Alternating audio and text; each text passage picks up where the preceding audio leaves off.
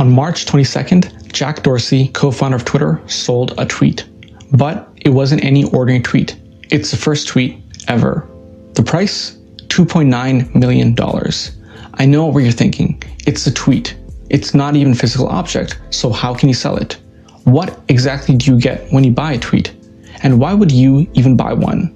All valid questions. We'll get into what selling a tweet actually means, the whole system that makes selling a tweet possible, NFTs, and how NFTs are going to change the world. Oh, and also, why did the winning bidder for the tweet end up paying $2.9 million, even though he bid $2.5 million? The kicker is, he didn't even increase his bid. This is the breakdown by Switchboard, and we are starting right now. Welcome to Switchboard, where we bring you interesting stories from the world of business. Humans have been collecting things forever, from Pokemon cards to expensive cars. What do all these things have in common? They're all physical objects. Generally, people haven't collected digital collectibles because, well, they're digital. How do you collect something that you can make a copy of with a click of a button? It's really easy to replicate digital files, so the question becomes, how can something so easily replicated have value? Well, it needs to have scarcity. But wait, I just told you seconds ago that the problem with digital assets is that it's so easy to make copies of them. So how do you make them scarce? The answer, NFTs. NFTs are a new type of digital asset class. It stands for non-fungible token. But what does it actually mean? Fungible means replaceable, so the opposite, non-fungible means non-replaceable or unique.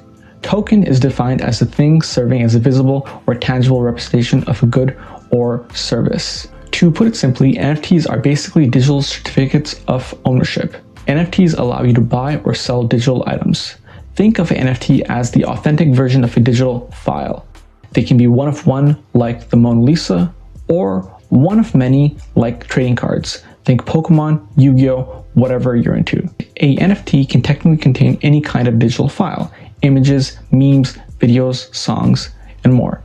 Ownership of NFTs is kept track of on the blockchain. The blockchain is basically a distributed ledger or database that keeps track of all the transactions that happen on the network. The way that the blockchain is designed makes it very hard to tamper with, so you know that proof of ownership of your NFT is secure. Let's go back to the example of $3 million tweet. Through minting, the process of adding an item to the blockchain, Jack Dorsey created a digital certificate of the tweet, which is signed and verified cryptographically by the creator, in this case, Dorsey. The tweet itself will continue to live on Twitter. What the buyer gets is the digital certificate of ownership of the tweet. They can now resell the tweet or hold on to it. So now we know what the buyer actually got when he bought the tweet. But why did he buy it? To put it simply, Dorsey turned the tweet into a collectible. Sina Stavi, the winning bidder, said, "This is not just a tweet. I think years later, people will realize the true value of this tweet, like the Mona Lisa painting. To him, it's an investment, a rare, one-of-a-kind collectible." But most of the hype around NFTs right now is focused on digital collectibles in the art and music scene. And it's getting pretty crazy. From 9cat meme selling for almost 600,000 to a painting called Every Days, the First 5,000 Days by Beeple selling for $69.3 million. That is a lot of millions. It's the third highest price paid for a painting by a living artist ever. But unlike the Mona Lisa or other works of art that have sold for millions of dollars, this painting is a little different. It's entirely digital. That's right. It has no physical copy. On top of that, there's nothing really stopping someone else from getting a copy of the painting for themselves. In fact, there isn't much of a difference between the digital file that was sold and the photo you see right now. If you're anything like me, 69 million sounds kind of expensive, especially for something you can get a copy of for free. But clearly, the buyer thinks it will grow in value. So how much do they think it could be worth? Maybe 100 million? No. 200 million? Nope. 500 million? Still too small. Meta Kovan, the winning bidder, thinks it could be worth $1 billion with a B. If he is right, he got a pretty good deal, but only time will tell. A new spin on an old idea. While NFTs are relatively new, the concept behind them has existed since the beginning of civilization. Say you're looking to buy a new house. You find the perfect one. You register your ownership of the house through the necessary departments needed to finalize your ownership. The title of your new home is the equivalent of a NFT. Now imagine that instead of registering your ownership of the house with the government, you do it on the blockchain. Even though the house is a physical asset, the same rules apply. The blockchain verifies that you are the current owner. So let's give you some concrete examples of what's what. In the physical world, cash would be considered fungible. A $10 bill can be exchanged for two $5 bills, and they are considered to have the exact same value. The Mona Lisa would be a physical product that's considered non-fungible. It's unique and can't be replaced. Bitcoin is a digital product that's considered fungible. It can be exchanged for another Bitcoin and its value will be the exact same. 9cat, the meme of a flying cat that sold for almost $600,000, is a digital product that's considered non-fungible when it's sold specifically as a NFT. The rise of NFTs. It may seem as if NFTs have just exploded out of nowhere, but they've been around for a while. Let me ask you a question. Why do you think NFTs initially caught people's attention? Was it the fact that it was groundbreaking technology? Or maybe it was the fact that NFTs could potentially revolutionize society. While both of these things are true, they are not why NFTs caught on. Cats are the reason why NFTs went viral. It's true, NFTs first hit mainstream popularity in 2017 with the help of CryptoKitties, a blockchain-based game around digital cats. Created by Axiom Zen, you can trade them, collect them, and even breed them. No two are the same. Some kitties would go on to sell for more than $100,000. In October 2020, Axiom Zen, renamed Dapper Labs, partnered with the NBA to create NBA Top Shots. NBA Top Shots created NFTs around NBA highlights. Think of them like modern-day sports trading cards. Instead of collecting cards with your favorite players on it, you collect highlights of them. By the end of February, NBA Top Shots had sold more than $200 million in NFTs. That, coupled with a meteoric rise in Bitcoin in the past year, had caused a massive spike of interest in NFTs. This all culminated with Beeple selling his piece for $69 million.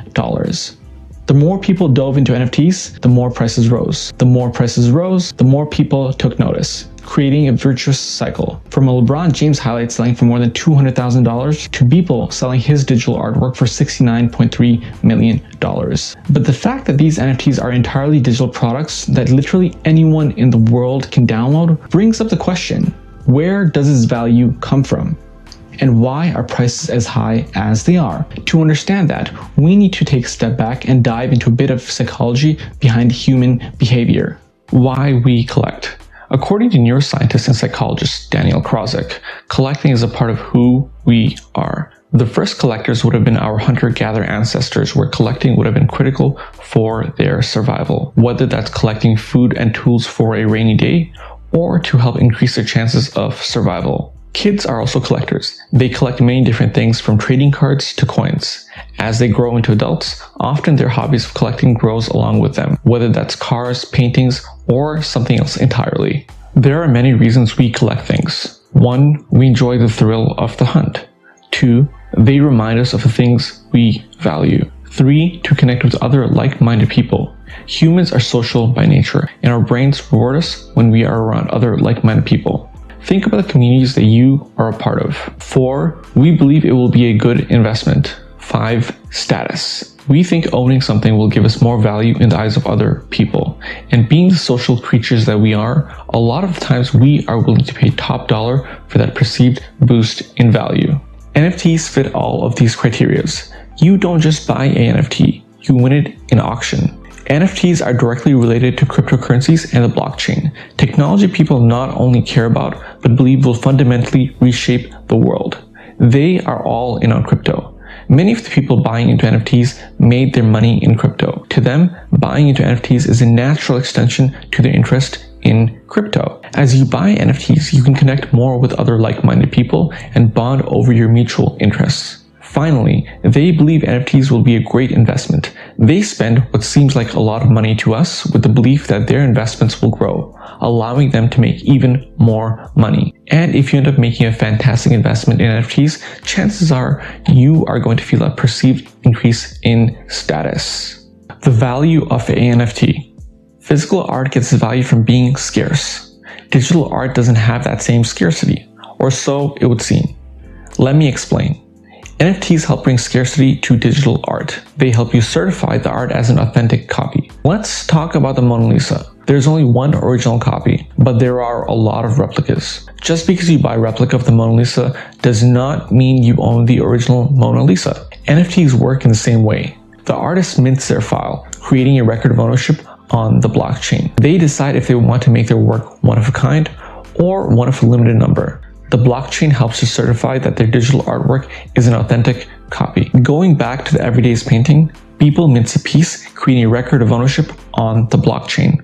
So while you could make a copy of Everyday's, society collectively agrees that the blockchain is the definitive authority on who owns the actual piece. The pieces minted on the blockchain are seen as the authentic version, while the copies of it floating around are just replicas, which have no real value. The fact that the creator can use a blockchain to mint their pieces as authentic helps create scarcity, which gives the pieces value. Buyers can then buy the NFT. This ownership of a unique asset creates value for the owner. NFTs gain value much the same way as traditional art does. Objectively, the materials used to create a masterpiece maybe cost a few dollars, but it's the collectors who give it value. If no one was willing to pay $69 million for Everyday's, it wouldn't be worth $69 million. Are NFTs a scam? No. Can you get scammed? Yes. Let me explain. As you mentioned before, NFTs are an asset class, but specifically, NFTs you buy could be fakes. Let's use Pokemon cards as an example. Are Pokemon cards a scam? No. But could you buy a fake Charizard and get scammed? Sadly, yes. The same thing has been happening with NFTs. Artists are seeing their publicly viewable works on platforms like Instagram and Twitter being stolen by opportunists. These works are turned into NFTs without the artist's consent with the purpose of being sold for a profit. A really prominent example is of artist Banksy. There are NFTs of Banksy's paintings that were selling for hundreds of thousands of dollars, but it turned out they were fakes. But on the flip side, NFTs are better at counteracting scams selling on the secondhand market because they use the blockchain to keep a record of the history of the NFT.